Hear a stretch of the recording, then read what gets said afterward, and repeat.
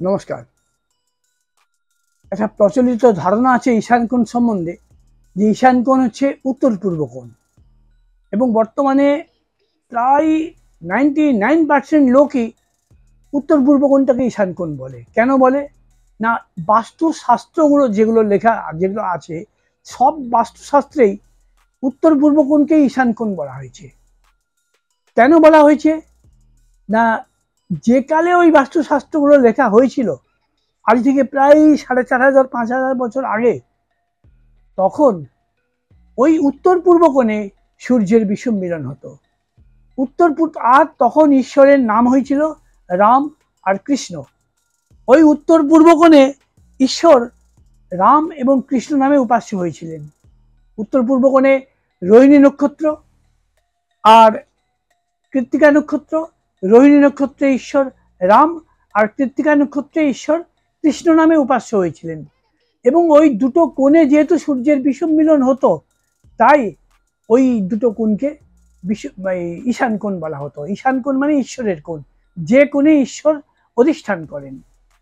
কিন্তু এটা বিজ্ঞান, এটা হচ্ছে জ্যোতির্বিজ্ঞান। জ্যোতির্বিজ্ঞানে এই বিষুব মিলন তত্ত্ব সম্বন্ধে যাদের জ্ঞান আছে, তারা জানেন যে প্রতি 72 বছরে 1 ডিগ্রি করে ডান দিকে সরে সরে যাচ্ছে। এবং এটা হয়েছিল বৃষ রাশির 10 ডিগ্রিতে, যখন কৃষ্ণ বা রাম নামে যখন ঈশ্বর উপাস্য হয়েছিলেন, ওই উত্তর পূর্ব কোণ। কিন্তু এই 10 ডিগ্রি প্রতি 72 বছরে 1 ডিগ্রি, এরকম করে এখন বর্তমানে হচ্ছে মীন রাশির 27 ডিগ্রিতে। এই যে বিরাট ডিস্টেন্স, এটা প্রায় 4800 বছর আগে। তো এখন যেহেতু এই উত্তর পূর্ব কোণে এখন আর সূর্যের বিষুব মিলন হয় না, উত্তর পূর্ব কোণ থেকে বিষুব মিলন সরে এলো কৃত্তিকা নক্ষত্রের পর এলো ভরণী নক্ষত্রে। ভরণী নক্ষত্রে ঈশ্বর কোনো নাম পেল না, ঈশ্বর যম নামে ঈশ্বর উপাস্য হলেন। ওই যুগটাতে উপনিষদ রচিত হলো এবং ব্রহ্মতত্ত্বের উপরে উপাসনা হলো। ঈশ্বর তত্ত্বের উপরে আমাদের যে বেদের যে 33টি দেবতা, তাদের কোনো দেবতাকে তখন উপাসনা করা হলো না। এটা আমাদের একটা খুব অন্ধকারময় যুগ। এরপরে আবার যখন অশ্বিনী নক্ষত্রে সূর্যের বিষুব মিলন হলো, অশ্বিনী নক্ষত্র ঠিক পূর্ব দিকে, তখন ঈশ্বরের নাম হলো হরি আর বুদ্ধ। এবং তখন উত্তর পূর্ব থেকে সরে এসে পূর্বমুখে ঈশ্বর উপাসনা চালু হলো। এখনো যেটা করা হয়, পূর্বমুখে দাঁড়িয়ে গায়ত্রী মন্ত্র জপ, পূর্ব দিকে মুখ করে ঈশ্বরকে পূজা, এখনো ওটাই হয়। তারপরে আবার 960 বছর ধরে, এটা 960 বছর ধরে চললো, ধরুন 1000 বছর। তারপরে এই বিষুব মিলনটা সরে এলো রেবতী নক্ষত্রে। রেবতী নক্ষত্রটা পূর্ব দিকে। রেবতী নক্ষত্রে ঈশ্বরের নাম হলো লক্ষ্মী, এবং লক্ষ্মী পূজা সারা ভারতবর্ষে লক্ষ্মী পূজার প্রচলন হলো। এবং পূর্ব দিকটাই ঈশ্বরের স্থান রইল, কোন না স্থান, তখন ঈশ্বরের স্থান রইল। এরপর আবার পরের 13 ডিগ্রি 20 কলা একটা নক্ষত্র, সেটা হচ্ছে উত্তর ভাদ্রপদ।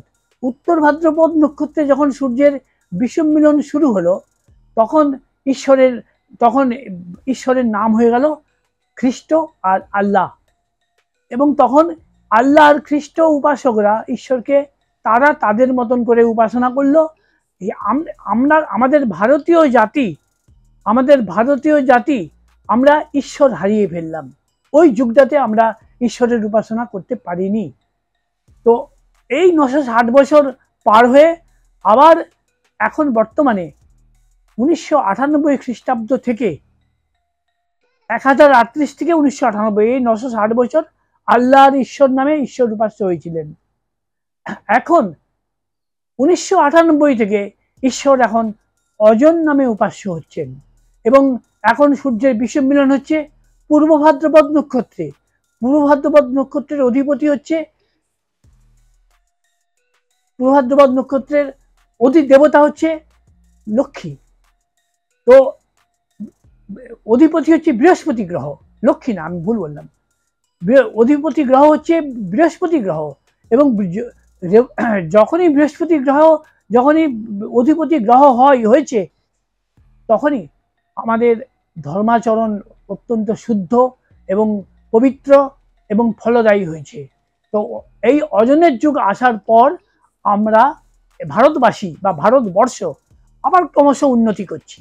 যে ভারতবর্ষ 1000 বছর পরাধীন থেকে অন্ধকারের মধ্যে তলিয়ে গেছিল, সেই ভারতবর্ষ এখন আবার সামরিক শক্তিতে আর কিছুদিনের মধ্যেই বিশ্বে তৃতীয় হতে চলেছে, আর আর্থিক শক্তিতে বিশ্বে আর্থিক শক্তিতে বিশ্বের তৃতীয় হতে চলেছে, আর সামরিক শক্তিতে চতুর্থ হতে চলেছে।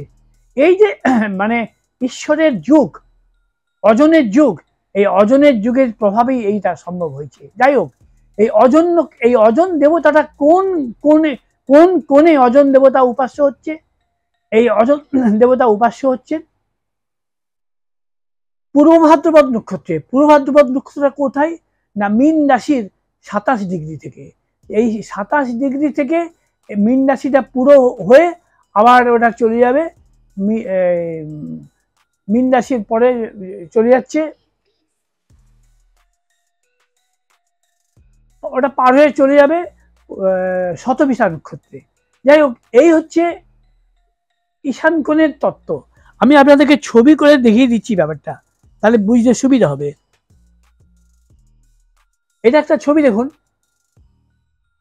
এখানে ঈশান কোণ যে দুটো কোণে বাসন্তিক বিষুব হচ্ছে মীন রাশির 27 ডিগ্রিতে, আর শারদ বিষুব হচ্ছে অটোমাল ইকুইনক্স হচ্ছে কন্যা রাশির 27 ডিগ্রিতে। এই যে এই দুটো ডিগ্রি হচ্ছে, এই দুটো ডিগ্রিতেই ঈশ্বর এখন ঈশান কোণ ইয়ে করেছে। আমি আপনাদেরকে আরেকটা ছবি দিয়ে আরো বোঝানোর জন্য দেখাচ্ছি।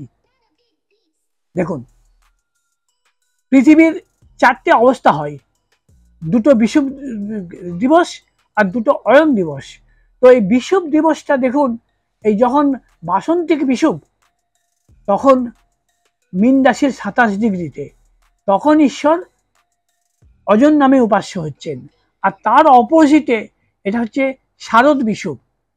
এই দক্ষিণ পূর্ব কোণ আর উত্তর পশ্চিম কোণ, এই দুটো কোণ হচ্ছে ঈশান কোণ। এই দুটো কোণে ঈশ্বর উপাস্য হন। আর এই দুটো কোণে কোনো রকম বিঘ্নকারক কিছু করা চলে না। বাড়িতে বাস্তুতে এই দুটো কোণে ঠাকুরের ঘর করতে হয়। দুটো কোণে না, ওই বাসন্তিক বিষুব যে কোণটাতে, ওই কোণটাতে ঈশ্বরকে উপাসনা করতে হয় ওই দিকে মুখ করে। আর উত্তর পূর্ব কোণে যেটা ছিল সেটা হচ্ছে ওই আজ থেকে 4800 বছর আগে, ওটা সরে চলে এসছে 72 ডিগ্রি, 72 বছরে 1 ডিগ্রি করে, এখন মীন রাশির 27 ডিগ্রিতে। এখন এই দক্ষিণ পূর্ব কোণটা হচ্ছে এখন ঈশান কোণ, এবং তার অপোজিটে ওই কন্যা রাশির 27 ডিগ্রি, মানে ওই ওটা হচ্ছে শারদ বিষুব, ওটা হচ্ছে উত্তর পশ্চিম। তাহলে দক্ষিণ পূর্ব কোণ এবং উত্তর পশ্চিম কোণ, এই দুটো কোণ পবিত্র, আর দক্ষিণ পূর্ব কোণে মুখ করে ঈশ্বরকে উপাসনা করতে হয়। এই দুটোই হচ্ছে ঈশান কোণ। এই দুটো কোণে কোনো রকম টয়লেট করবেন না, কোনো রকম রান্নাঘর করবেন না, সিঁড়ি করবেন না, যাতায়াতের পথ করবেন না, জলের রিজার্ভার করবেন না, কল বসাবেন না।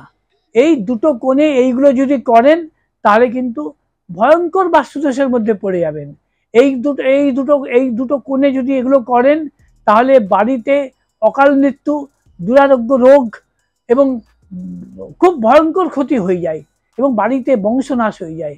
বাড়িতে কন্যা সন্তানই শুধু জন্মায় এবং কন্যা সন্তানও টেকে না, কোনো সন্তানই মানে হয় না। তো এই দুটো কোণকে এড়িয়ে চলুন। এই দুটো কোণ হচ্ছে বর্তমানে ঈশান কোণ। যে যাই বলুক, যত জ্যোতিষী বলুক, তারা ওই পুরাতন বই দেখে বলছে, তারা ওই পুরাতন বইকে আশ্রয় করে অবলম্বন করে বলছে, কিন্তু বিষুব মিলন তত্ত্ব থেমে থাকে না। এখন বিষুব মিলন হচ্ছে দক্ষিণ পূর্ব কোণে আর উত্তর পশ্চিম কোণে, অতএব আপনারা সাবধান হন, আপনারা সঠিকভাবে এই ঈশানকোণ তত্ত্ব গ্রহণ করুন এবং পালন করুন। আমার এই অনুষ্ঠানটি খুবই কার্যকরী অনুষ্ঠান, এটা মানুষের অনেক মঙ্গলের জন্য এই অনুষ্ঠানটা। তো আপনারা যারা এই অনুষ্ঠানটা দেখলেন, আপনারা হাজার হাজার মানুষের স্বার্থে, লক্ষ লক্ষ মানুষের স্বার্থে এই ভিডিওটা এটা আপনারা শেয়ার করে দিন, যাতে আপনাদের মতো অসংখ্য লোক দেখতে পারে এবং তাদের ভুলগুলো সংশোধন করতে পারে। নাহলে তাদের জীবনে যে ক্ষতি হচ্ছে তার হাত থেকে তারা বাঁচতে পারবে না। নমস্কার।